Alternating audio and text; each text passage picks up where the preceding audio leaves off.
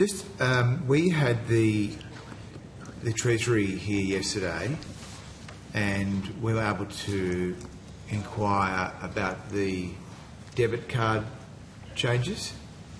So there was an announcement by the Prime Minister about the debit card surcharging.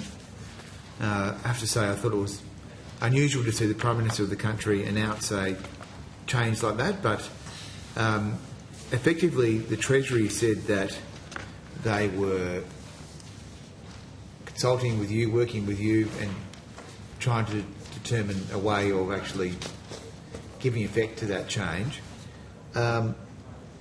Is this a change that the bank was thinking of making anyway?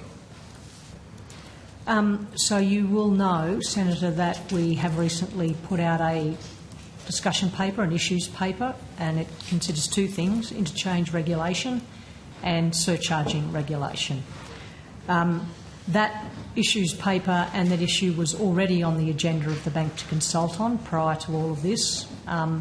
Given that our current Payment System Regulation Act reforms are also stalled in the Senate, we decided that instead of a big package of consultation, we would go to consultation on the two things that we knew we could consult on.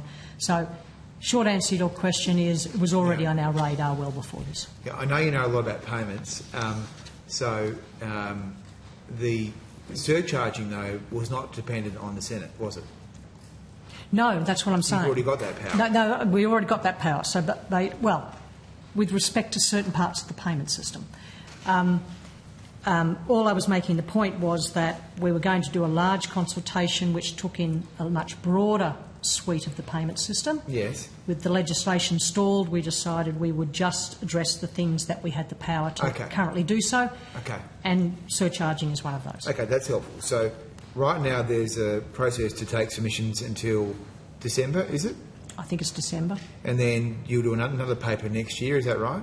Then the idea is that we would take the feedback from those submissions and we would decide whether or not there was a need to make some changes to the surcharging regime and the interchange regime, and then we would put out another paper with proposal for consultation on what we would do. So it sounds like it's a long time away still. Could be at least a year until final judgment. No, I wouldn't say it'd be a year. I'd say we would get out some proposals in the first half of next year. Well, the government's saying 18 months. Well, again, we will go through our processes. We've got a process we have to go through in this. We have to consult, we have to get feedback, and we will go through and we will make sure we do it thoroughly because you would understand, I understand that there's a lot of public angst about this.